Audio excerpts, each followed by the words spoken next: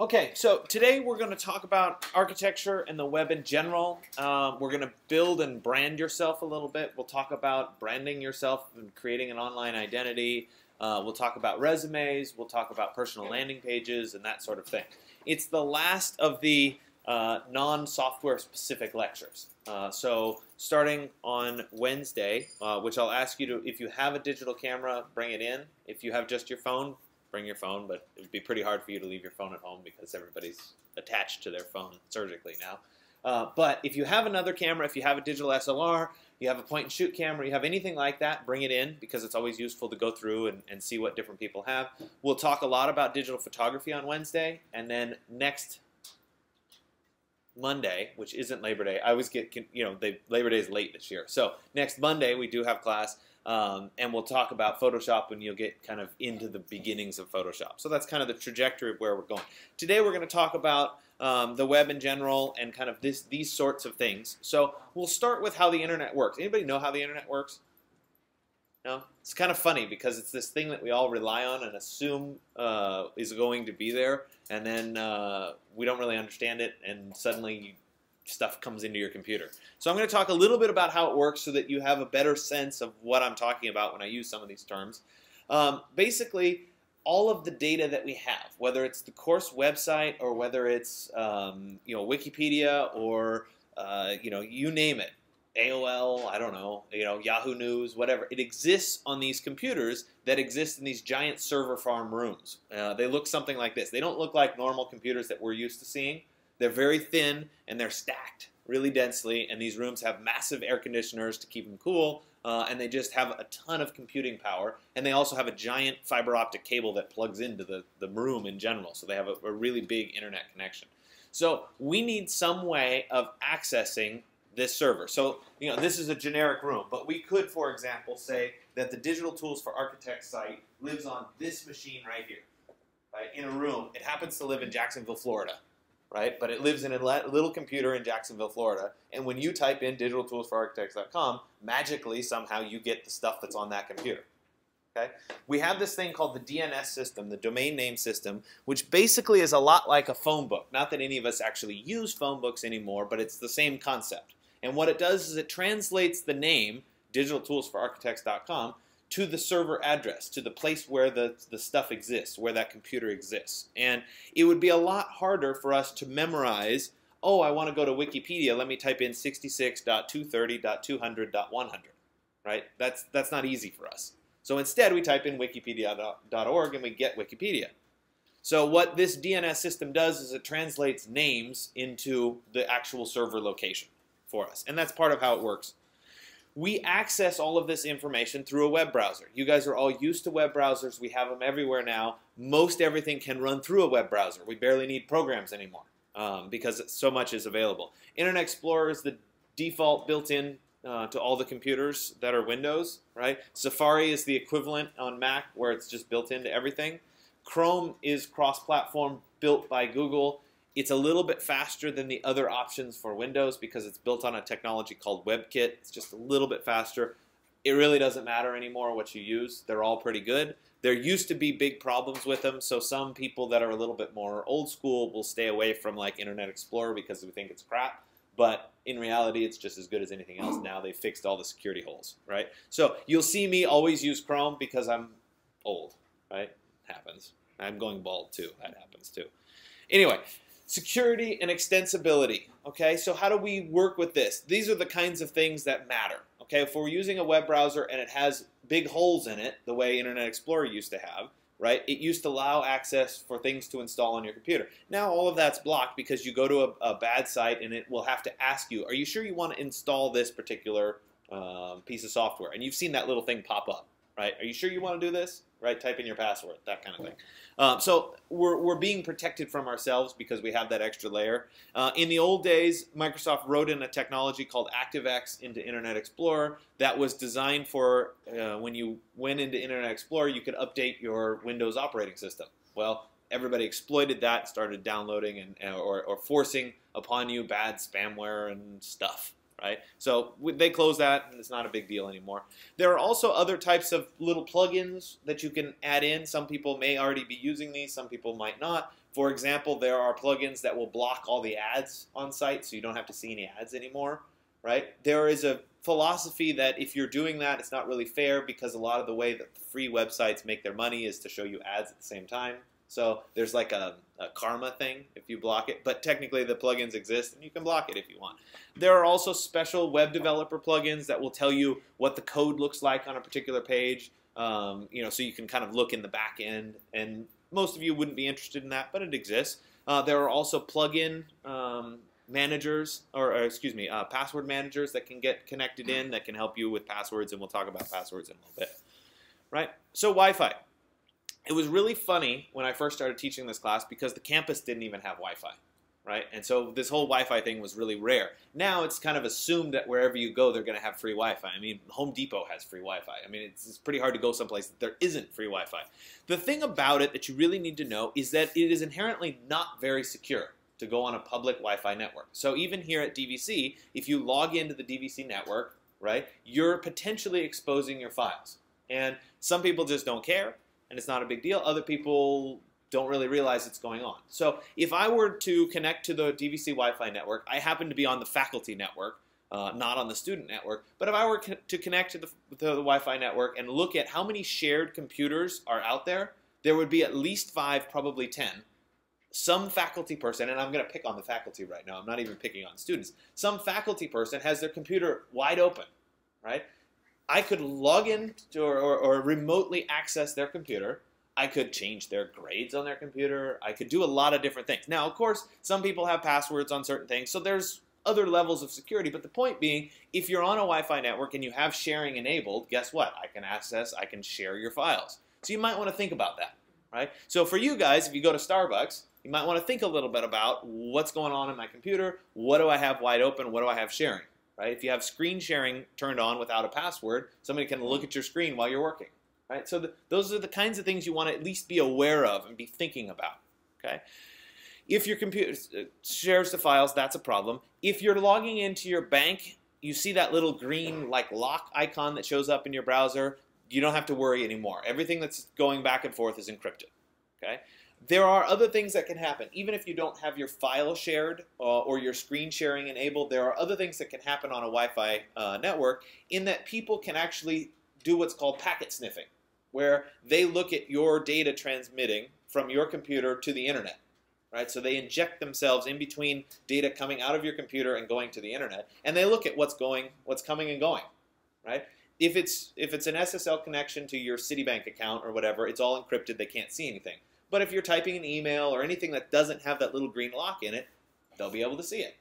Right? So you want to be aware. Now, in reality, are there that many malicious people out there that are sitting at Starbucks wanting to get all of your information? Probably not. But it's certainly something to be aware of, and certainly something to think about. Right?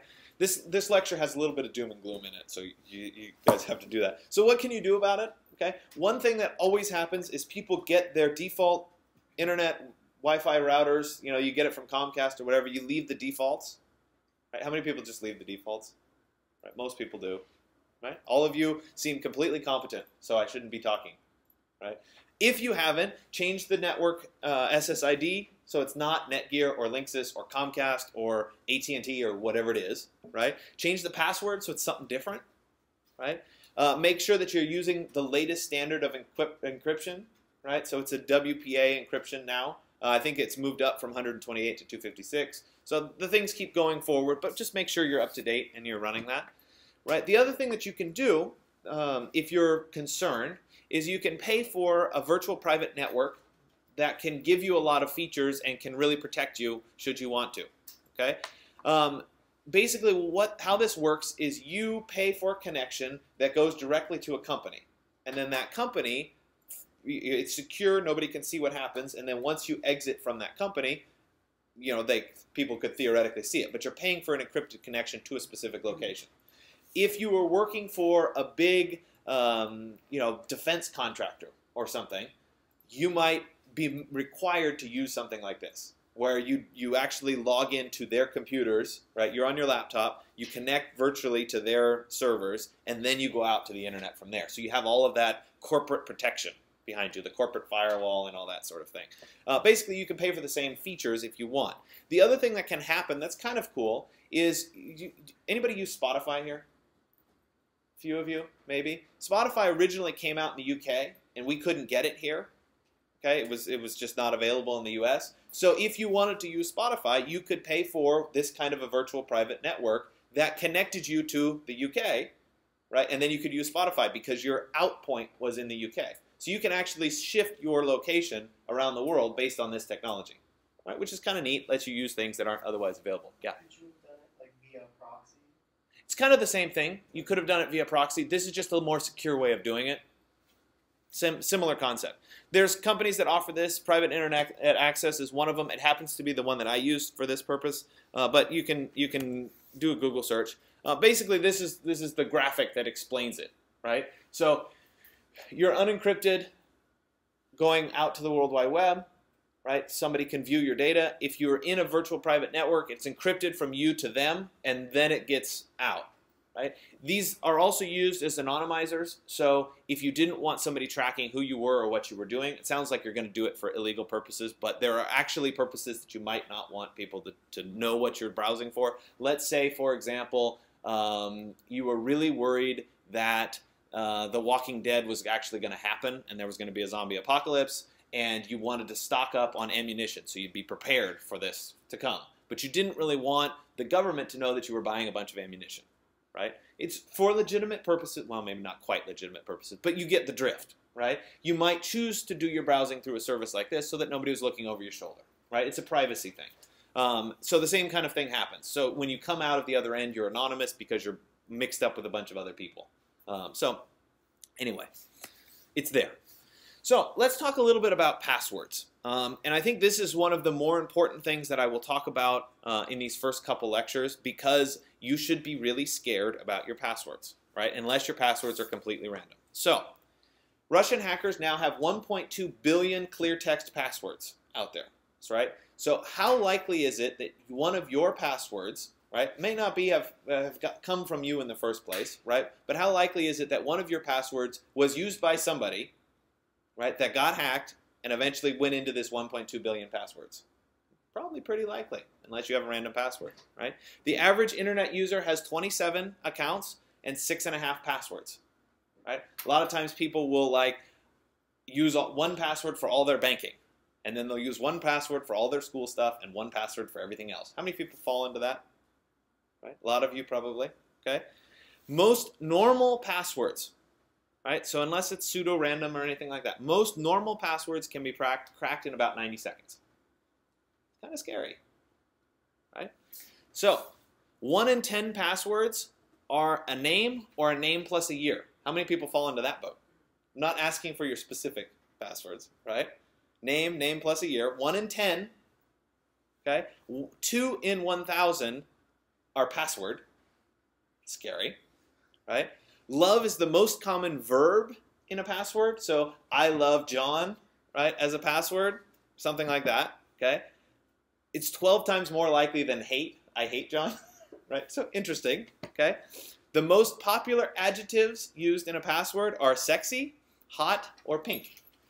Interesting, right? And so this information comes from groups of passwords that have been hacked. You guys have heard like, oh, Target got hacked, right? And they got a bunch of passwords, right? Or, LinkedIn got hacked and they've got a bunch of passwords. Okay, what happens when some company gets hacked? It might not be your password, right? Or your account that got hacked, but they get a list of passwords that have been used before, right? And so if those passwords have been used before, they can start to get really smart about which passwords they try first if they're trying to crack your password. Okay? So part of the reason we have this data is because of all these breaches and security flaws where these passwords come out. So there's a database of what passwords are out there. This is how we can find out what's actually listed, right? Or the fact that sexy is the most popular adjective in a password, right? We have that information. So the faster the computers, right? We know that computers get faster and faster over time. The faster they are, the faster they can crack a password. Okay, so a PC running a single AMD Radeon HD 7970 graphics card, because graphics cards tend to be the fastest at doing this kind of cracking work, can try on average 8.2 billion password combinations a second. Right? Now, the more characters you have, the more password, the longer it's going to take for something to crack. The more that are leaked and discovered, though, this is the critical part, the easier it is for them to crack, because they look for patterns, combinations, and pre-existing passwords. So let's say you guys decided you wanted to get into the cracking business. Right? This is what you were going to do. Okay? You wouldn't start with a password AAAAAAA as the first one you try. Okay? That would be brute force, where you go from AAAA to ZZZZZ. Right? And you keep trying every combination. It's kind of a statistics model. Right? Instead, you would say, oh, there's a list of 1.2 billion passwords that somebody's already used. Maybe I'll run those first, because they've already been used. It's less random. So the crackers are getting very competent about how they apply these sorts of things. Okay? So this is an example. It's a $12,000 computer that was put together by a hacking group to demonstrate. And so with this particular computer, right, you can crack an 8 characters, so 8 characters, completely random password in 12 hours. Right, by repeatedly trying. Okay, that's how fast this can be. Oops. Right? So, we used to employ tricks. You know, oh, I'm going to get really fancy. I'm going to do, my password's going to be mustache, and then I'm going to spell it backwards.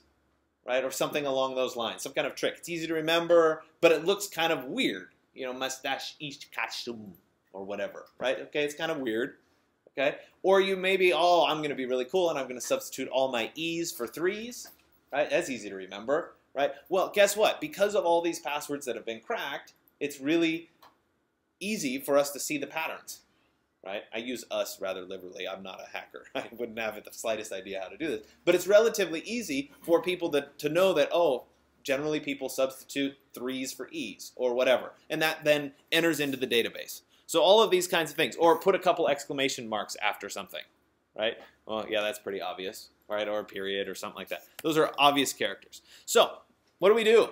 OMG, right? Don't use the same password twice. Okay, this is really annoying to have to do, but certainly more secure. Somebody gets hacked somewhere, you change that one password, no big deal. Right? Use a password that contains numbers, letters, and symbols. Right? The unfortunate thing is certain websites won't allow you to use symbols, which is really annoying. Right? So you have to know whether the website will allow you to do it. Right? Make the password random. Okay? The more random it is, the less likely it is to be hacked. Right? It's also the harder to remember. So what do? Right? You can't remember them all. You can use a program called a password manager. This is what I use. I use a program called 1Password. It's the first one on the list. And it will keep track of, it's a little expensive up front, but then you don't ever have to worry about it again. Some of them have a yearly subscription where you keep having to pay. It just depends on what you want to do. Basically, you have a master password, which should be a completely random string of numbers. You have to memorize that one random string of numbers. Right? It's kind of annoying to have to figure it out, but you can get there. Okay? I think mine is 14 characters long. Right? It has symbols, numbers, and letters in it, some capitals, some lowercase. Okay? I memorized it.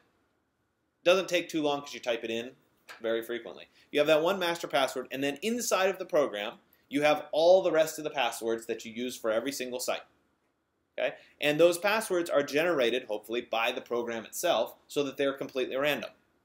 And it just pops them in for you, and you move on. It's kind of convenient.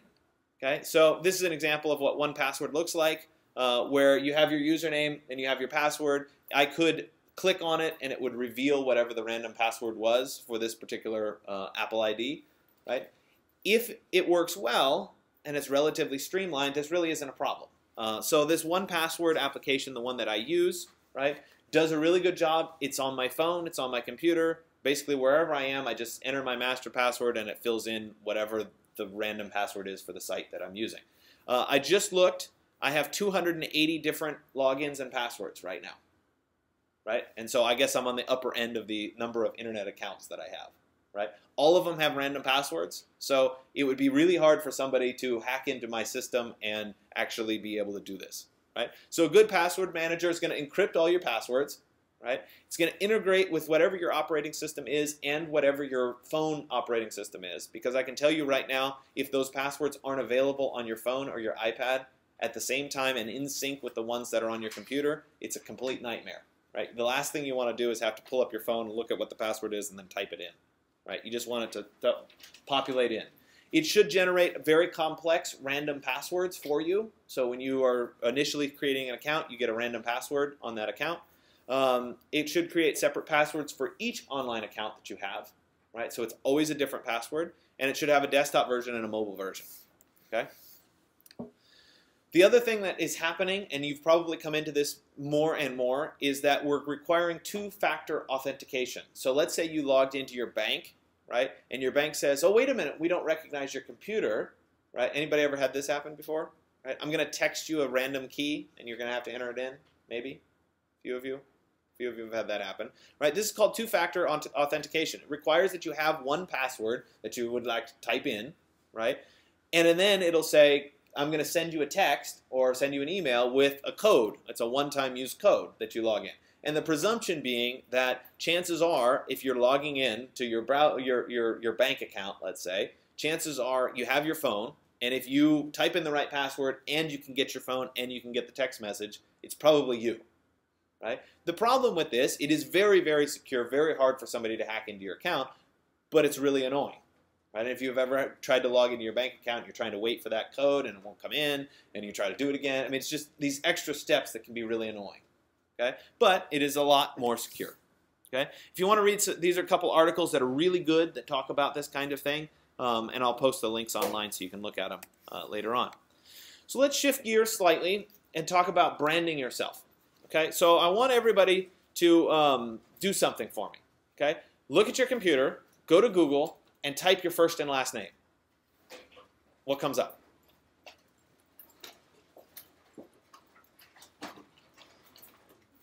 Anybody ever done this before? The Google vanity search?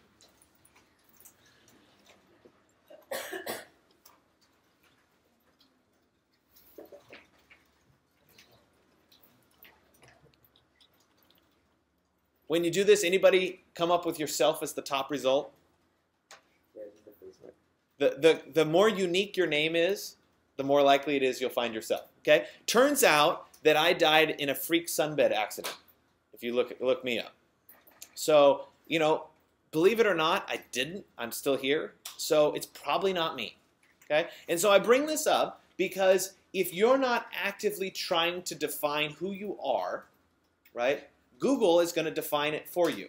Okay? If you walk into a job or in a job interview, right, the first thing that your employer is going to do if they liked you, right, and they think about hiring you, is they're going to Google you. Right? And then they're going to try to Facebook you, and then they're going to try to LinkedIn you, right? To see about who you are and what you are, right? So if you're not actively managing that, it could be something different. About 2 or 3 years ago, I was a dating guru, right? So it depends on when you look yourself up. So this is, even though it's a little bit of a vanity search, actually something you should do fairly frequently to see what Google is saying about you. Right? And if it is in fact you. If you look up Grant Adams and then architecture, you'll find me. Right? I'm pretty high on the search results. So you have to kind of see who you are and what you can do. So we're going to talk about fixing this problem. Okay? So how do you establish your online identity? Right? You have to decide on kind of a uniform username branding for yourself. Right? Chances are you've already probably done this. The more professional it is, the better the results are going to be. So if you can use your first and last name or some combination of those, that's a good place to start. Okay? You can buy a domain name that you control if you want to have your own website. We'll talk about creating your own website in a little bit, right? The good news about doing that is if you control it, you're not subject to a site going out of business or changing their policies or whatever. It's actually you. Okay? So there's a variety of solutions for how you do this. Right? If you're going to choose a domain name, let's say you want to have one of the websites I own is grantadams.net. It's me, right? I control it. If I'm going to pick that, I want it to be something that is relevant, right? And you can register this domain name with a company that will then reserve the domain name for you, right? You choose some kind of an extension, so a .com or a .biz or whatever it is, right?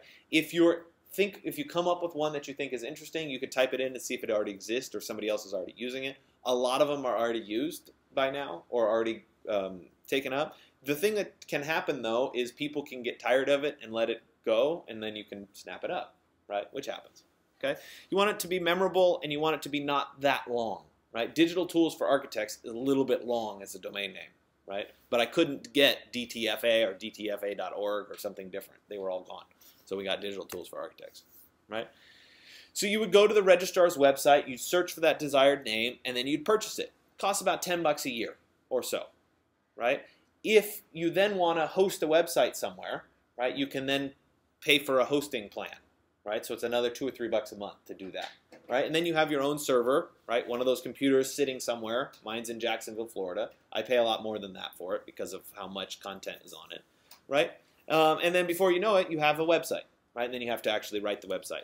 These are a variety of domain name registrars, the people that actually control this and will give you the rights to a particular domain. Domain name. Namecheap is the one that I use. It's the cheapest, so you might as well save the money. Seems like a pretty good company thus far, right? If you have a domain, you might think about your username matching. So if I can use Grant Adams, I would try to use that, right, or some combination of that, right? Your name is always a great place to start, and you want to stay away from anything trendy, right? So Flickr came out, and they dropped the E out of Flickr, F-L-I-C-K-R, right? And so that started this whole trend of a bunch of websites dropping letters out. Well, it's almost impossible to learn how to spell these random misspelling companies. So you may want to think about not dropping the letters, for example, right? If you want to check, there's a couple services that are out there that will actually check all of the, they'll look at Facebook and they'll look at email addresses, they'll look at everything and say, this is available across this many sites, right? It's kind of cool to see. And you can see which ones, you can type in one of your existing usernames and see where it's already been registered, etc. So what we're going to talk about today, and actually do today, is you're going to create something called a personal landing page, right? And this is a summary about you that's a website that people can access. And it's a really good place to start branding yourself, right? This is me. Everything on this page is something I control and I've done, right? And it's a great way of kind of working through that. And you'll be surprised how much it will help your page rank in Google to have something like this, right? It lets you actively manage your online identity, right? It lets you claim things that are yours that you're working on so that people can see, right, what is you, right? And it also lets you control how the internet sees you, right? So if you're claiming it as yours, somebody's going to see that it is yours, okay? There are a variety of easy places to do this, right? How many people have Facebook, right? Almost everybody has Facebook by now, right? How many people use Google+? Right? Google tried to take on Facebook and failed miserably, but we still have access to that. Those are the two primary kind of things that do this, right? I would argue that Facebook is a little bit too personal long-term to be using for, branding yourself, right? You could use it. My Facebook page, which I have a policy that I won't become anybody's Facebook friends until you graduate. That's my flat policy. My Facebook page is mostly, guess what, I posted this lecture, or guess what, I posted that lecture. Like, it's not very exciting. That's how I use it, right? But a lot of people put much more personal stuff on it, which makes it not really the right platform. It could be used for, right? Google Plus is okay, kind of the same thing. You can claim a few of yours, but it's not that great. The best one that I found for people that are graphically interested in having something that looks cool, and certainly you guys in a design field would like this, is something called flavors.me. How many people have this already? Right? Of course you do, right? So flavors.me is great because it gives you a bunch of flexibility. It's very graphic, and it looks really nice, and it's pretty easy to do. That's what we're going to do today. And it's going to look something like this, right? You get a background image, you get your name, you get some little information about yourself, and then you get a bunch of links and say, this is my stuff, right? So for example, we'll link you today to your LinkedIn page. We'll link you to the Digital Tools for Architects page, right? And so you can see that within the same framework, you can get a lot of variety. So certainly these are all flavors pages, right? But they all look really different because people have set them up differently, right? But it works nicely as this is my landing page, this is me, right? And so some people have different strategies for how they look at this or what they're trying to showcase.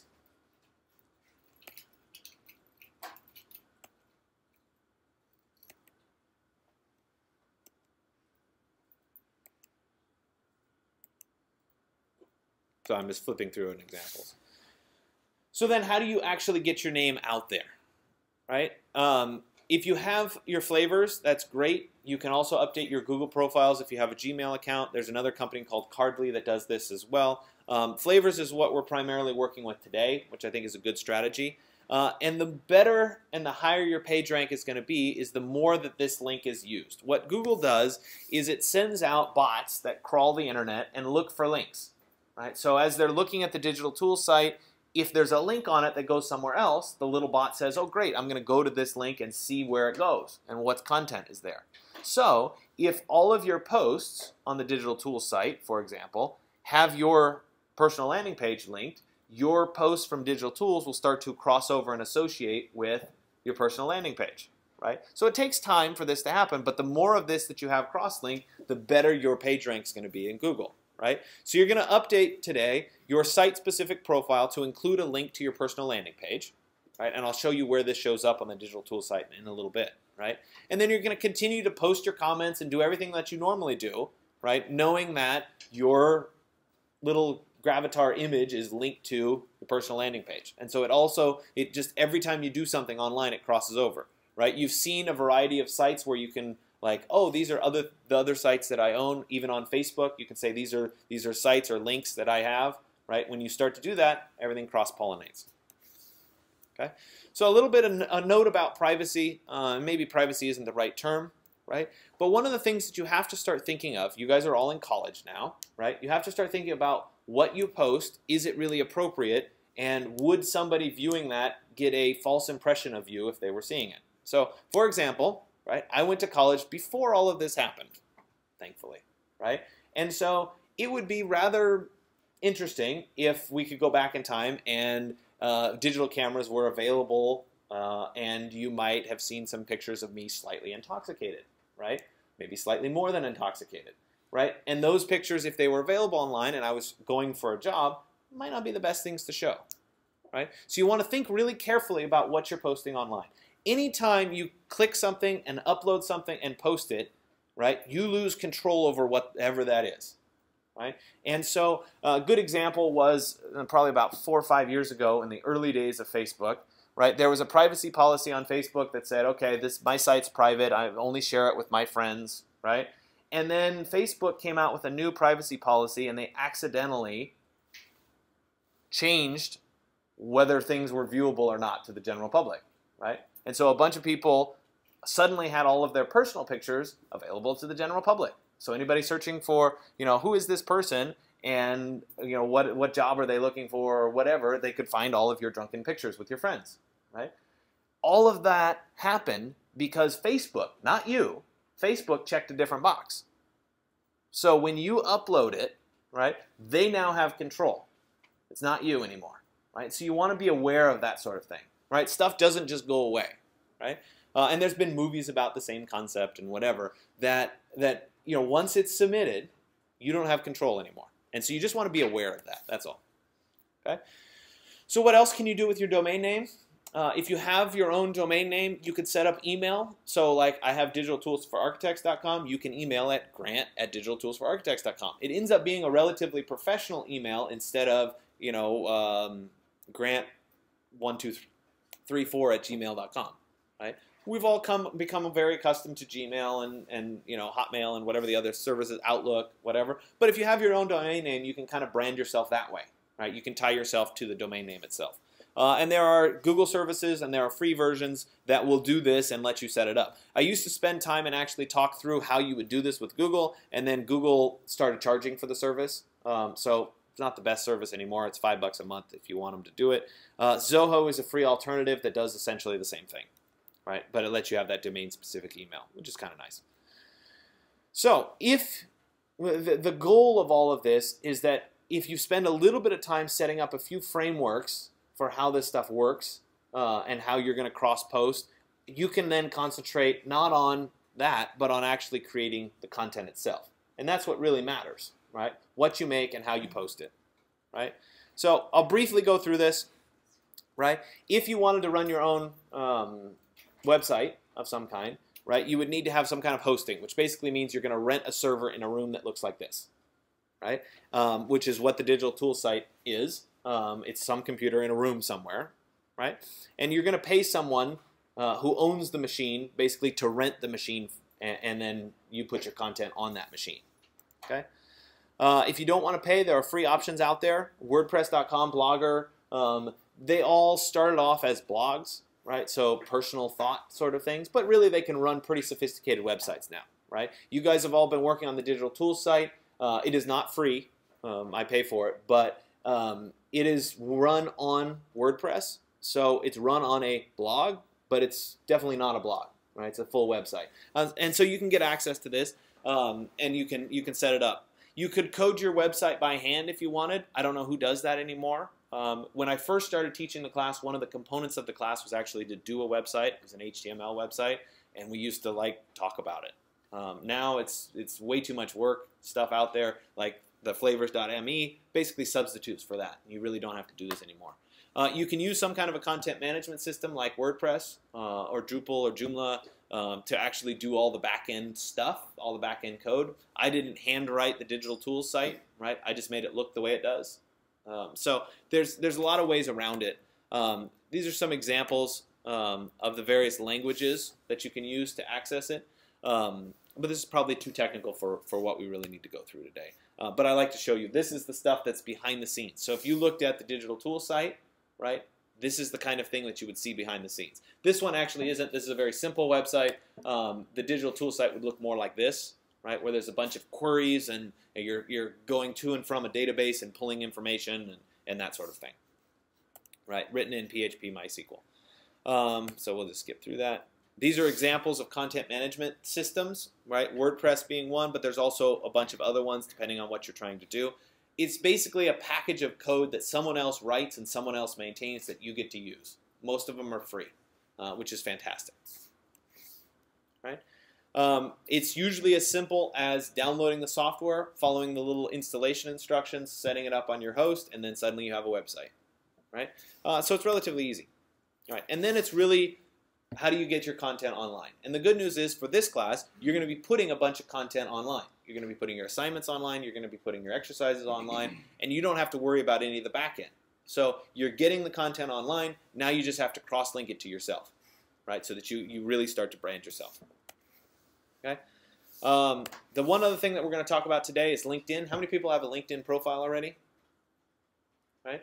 So if you go to apply for a job, it's very, very likely that they're going to ask you for a resume, right? In this field, they're also probably going to ask you for a portfolio. The portfolio is generally something you'll bring to the interview and show them and then leave with them if they want it, right?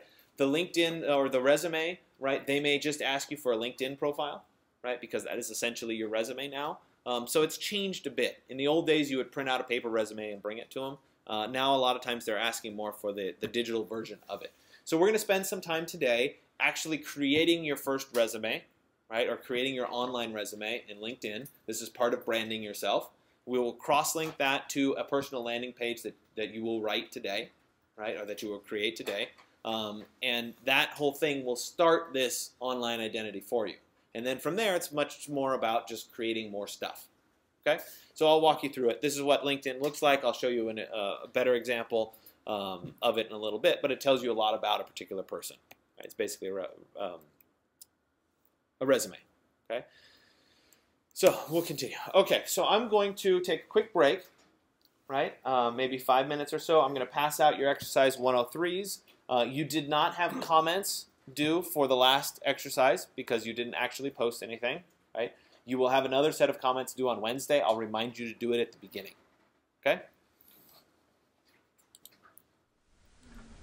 Okay, so for exercise 103, we're going to do it in a couple parts. I'm going to walk through a bunch of stuff, and then I'm going to turn you loose to actually go through it and spend a little bit of time. Part 1 should take about a half hour or so, and that is your LinkedIn profile. I want to talk a little bit about LinkedIn first. When you create LinkedIn, LinkedIn is kind of like a Facebook or a Google Plus or something along those lines, except it's designed for professional purposes, right? So it's really it's a professional networking tool, so you can meet people and find a job and that sort of thing. That's what it's intended for. So just like on Facebook, you end up making connections with people. Those people can then vouch for your skills in a particular area or that sort of thing. So, for example, my LinkedIn is linkedin.com/in/Grant A. Adams. And you can see a quick little summary, right, of who I am. So I'm an associate professor of architecture and construction, and I'm an architecture and construction professional. It says where I am, where I've worked, gives you a little bit of, here's my websites, a little bit about my education. There is obviously more information it wants me to join to see. You guys will all do that. So this is unlogged in. And then as I come down here, it'll talk about my experience, what I do, what classes I've taught, right, those kinds of things. It'll say, I was a volunteer firefighter or whatever. It's information about myself, professional information about myself, right? And it'll come down here and it'll tell me what skills I have, right? So SketchUp, Adobe Creative Suite, Photoshop, those kinds of things. So you can put in skills. As you start to do that, people can actually say, yes, I endorse that person. It does have that skill, etc. It'll say where you were educated, right? So you guys will have DVC on here. It'll give you interests and what groups you're part of and that sort of thing.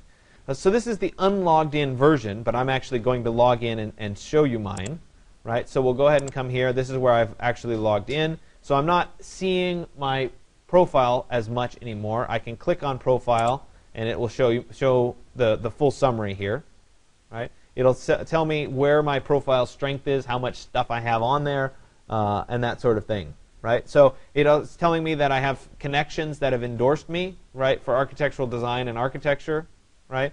And so as people start to endorse you, they'll say, yes, this is in fact what you are, right? This is information here.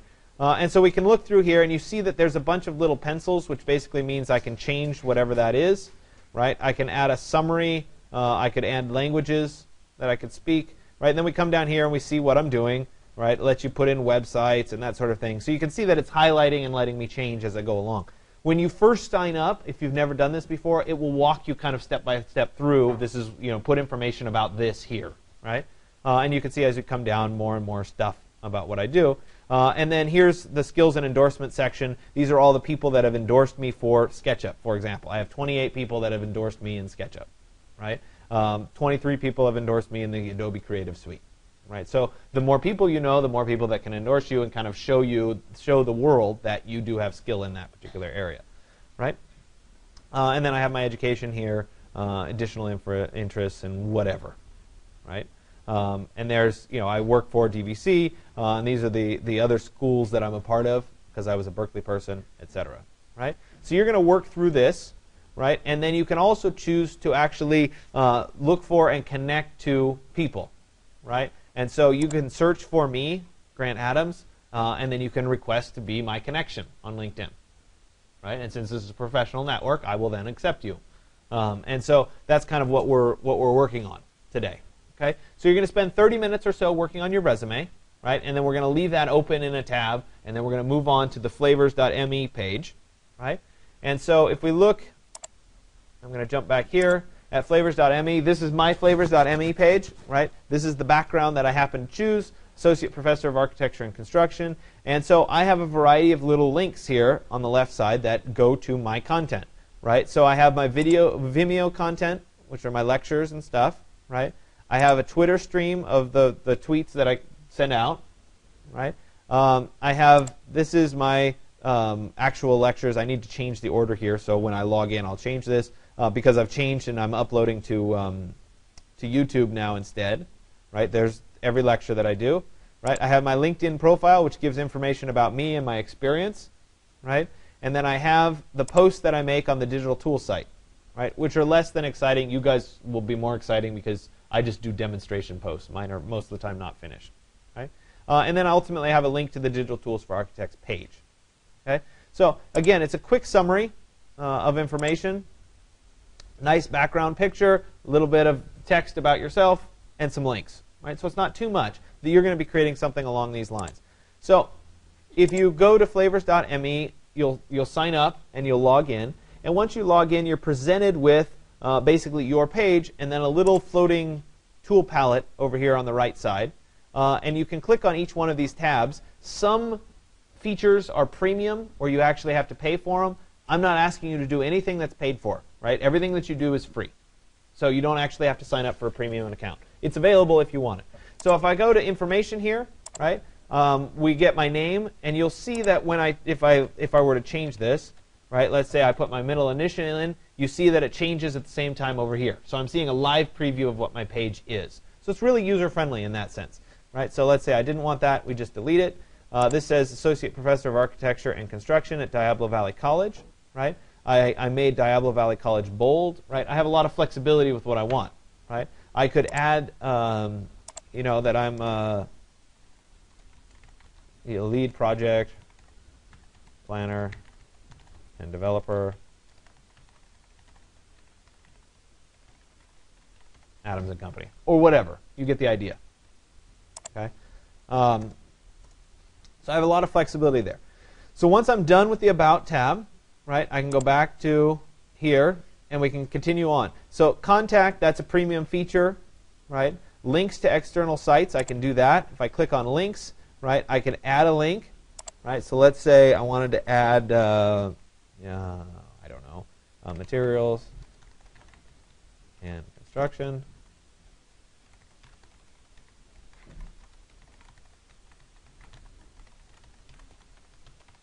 Or something like that. I can click Save, and we'll see that it shows up right there. And if I were to click on that, it would go to the link. Okay, relatively easy. Again, this is in the About tab. Okay, the rest of these share. I think that's a premium feature. No, maybe not. Right. So you'll have to play around with what's there. When we get to content, right? Because this is a free account, you get 5 pieces of content to include. Right. What I'm asking you to do is to include your LinkedIn and to include your Digital Tools for Architects feed. Okay? So if I click on Manage, I have more than that. And I told you that my Vimeo lectures are kind of, I've been posting to YouTube instead of Vimeo. So really, my Digital Tools for Architects should go higher. So let's bring that up in the list. Now it's on top. And I want to edit it because I don't want it to say video tutorials. I want to say lectures. And we'll say for designer and architects, lectures, something like that. For LinkedIn, what you're going to do, and actually let me go ahead and delete my LinkedIn, and I'll show you what it looks like to add it. Right? I'm going to click on Add here, and for a lot of services, I can click on one of the pre-done little buttons. Right? So LinkedIn, I'll just click on LinkedIn. And I'll say connect to LinkedIn, right? And because I'm already logged in to LinkedIn, it's going to say, okay, tell me about your LinkedIn profile here, and I need to allow access, so I need to type in my LinkedIn password, right? I think that's it.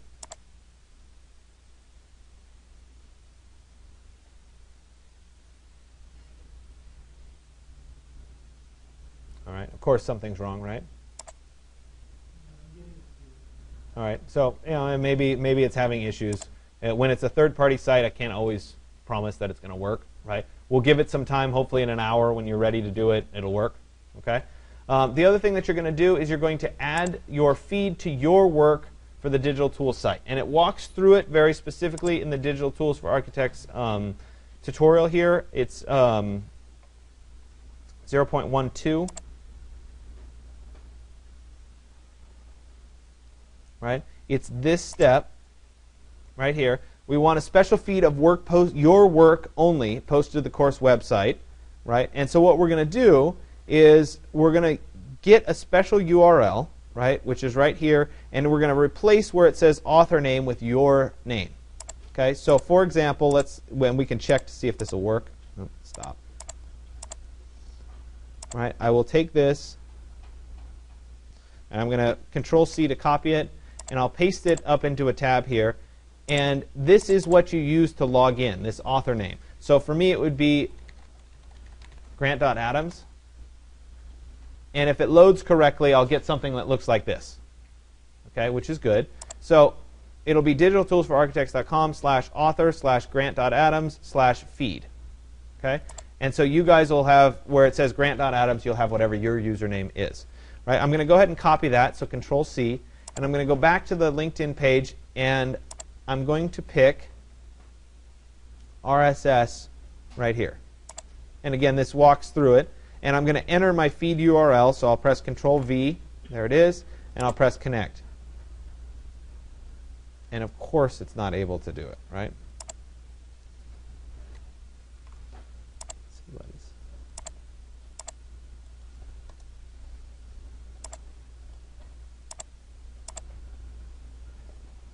All right, well, I'll have to work on that too, right? And you guys will give me a little time because you're going to work on your LinkedIn profile. That should be how you add it, and it should just populate nicely into here.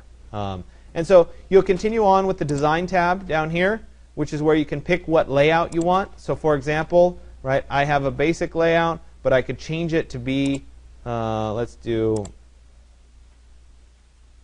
right, and the nice thing is that this will update as you pick it. Right, so there's one where it's a header layout. Right, some of them are premium, not all of them. I could go to where it's a square layout, where I have each of my feeds. So you see that I've got some flexibility, right? So I can change the layout. I could change the colors. So what do the colors look like? They have some preset palettes that you can pick from, or you can do a custom set of colors, right? I can change my background, right? So I have some different backgrounds. I could, for example, use something like this, right? These are ones that I previously uploaded, right? Depending on what your look is, right? And so you have some flexibility there with a background image, right? You can change what the fonts look like. So if you don't like your font, right, that's what I picked. But I could pick something completely different, right? You see that there's a bunch of other options there as well, right? Visual effects. I've never done this before. Oh, you could round the corners or have square corners, right? We could have little drop shadows if we wanted. So there's just flexibility in what happens. Okay. So play around with these various options. Once you're done and you have your stuff sorted out, right? What you're going to do is you're going to create a screenshot of this window so that we can then post it as an image. And I think what I'll do is I will, instead of making you do this right now and remember this, about 20 minutes before the end of class or so, I'll show you how to do the screenshot and actually do the post. Okay? So I won't force you to remember it because I'll end up just coming around and helping you all do it anyway. Okay? So I'm going to turn you loose, and I'll hopefully sort out why it won't let me add the feed the way it's supposed to. Right? You're going to follow part 1, LinkedIn profile first. Then we're going to create the personal landing page, right? And I'll walk you through the cross post and that sort of thing at the end. Okay?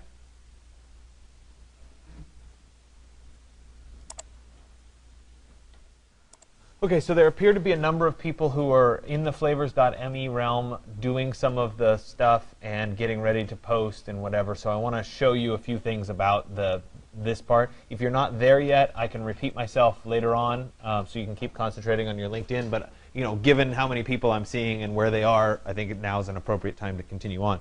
I did try to figure out what was going on with the LinkedIn. It works half the time and it doesn't work the other half the time. So I've had a few people who got it to work. Some people don't. So it doesn't appear there's anything on our end that we can do to make it work or not work. If you were having trouble with the RSS feed, instead of clicking RSS, right next to it is something called WordPress. You can try that. It may work the same or may work better. I was able to get it to work with WordPress, but not with RSS. It's the same link that you're going to put in. So it's kind of up to you which one you should try. Either one of those is just fine. So when it gets to actually posting this for today, when you create your post, I want you to use this image, this website, as your featured image, hopefully without the tab showing. So in an ideal world, you'll log out and show just your flavors page.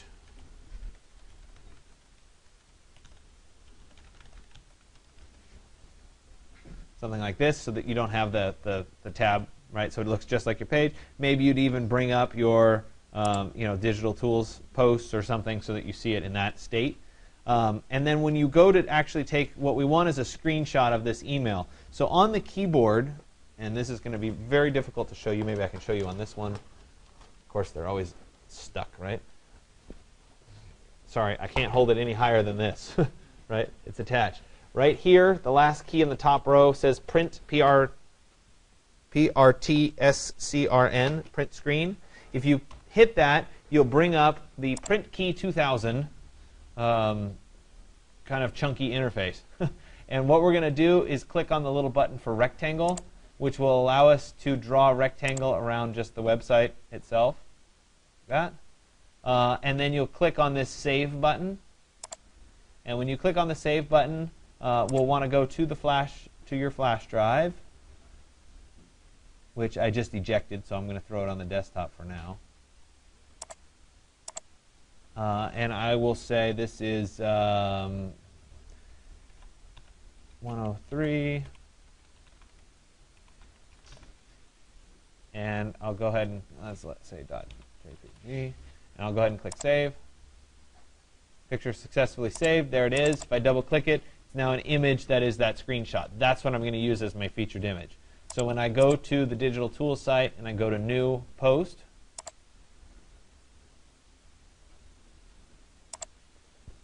this is going to be exercise 103.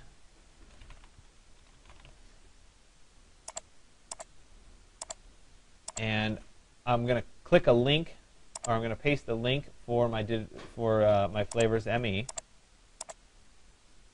So Control C, oops, back to my post, Control V, there. So that's a link. And then I'm also going to come down here at the very bottom of the right side, set as featured image. It's going to be that image. So I'll click Select Files. It was on the desktop, so I'll click on Desktop. And hopefully I can find it.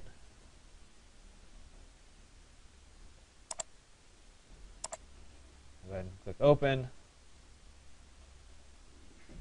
All right, there it is. I'll set it as the featured image. Perfect. Making sure as I scroll back up that I'm under Categories. I'm going to scroll down and pick 135, exercise 103. Once I have those checked, I'll go ahead and click Publish.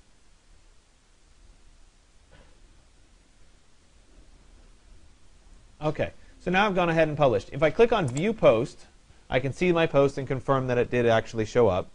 So let that show up. Now, we talked also about the whole cross-linking of your sites, right? Now, in this instance, right, we see that this is my post, exercise 103. It contains the image of my flavors page, and it contains a link to my flavors page. On the right here, you see it says about this author, and it says Grant Adams. Then I have two icons. I have a little home icon, and I have a little in icon. Those two, if I were to click on, so let's click on this, and I'll click on this, will take me to my flavors page and to my LinkedIn profile. Okay? And so you may or may not have these yet. If you don't have them, we need to update your settings. Okay? So what I'll do is I'll go to the dashboard on the digital tool site, and I'll come down to Profile. And when I click on Profile, right, this is where you changed your password on the first day.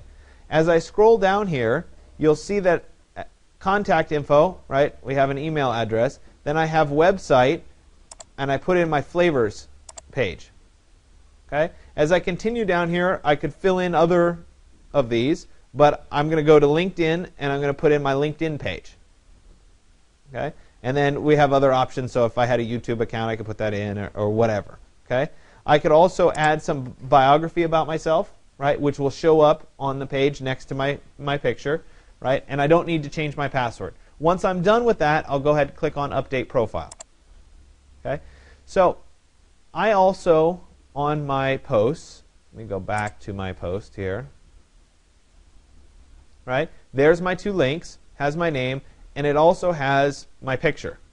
Okay? Some of you have pictures, some of you don't. The pictures come from a third-party site called Gravatar.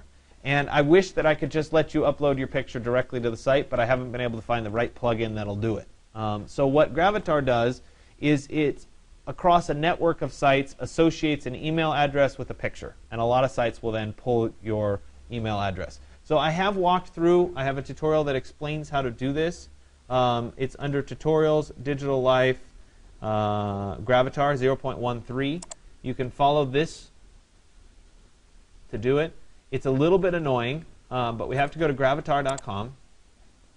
which is right here, and we'll click on Create Your Own Gravatar.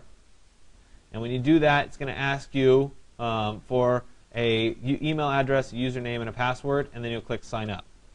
I already have an account, so I'm not actually going to do this.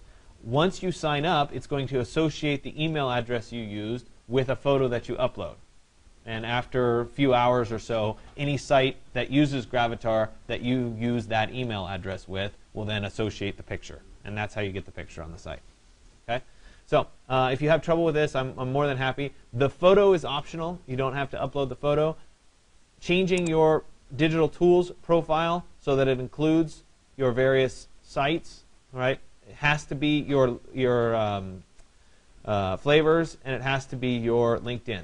Okay? If you want to include any of the others, you're welcome to. Right? And you'll see that depending on the profile, the one that I was using was my student profile, the one that you saw before. If I use my administrator profile, you see that I have everything, including like my YouTube videos, etc. So every time I make a post, right, it associates the post with all of these links, right, in Google. So it's a good way of building your page rank. Right? Are there any questions? No? Okay, I will repeat this in another hour or so for those of you that are still working on things. But for those of you that are moving ahead, I wanted to make sure that you got this part of the instruction.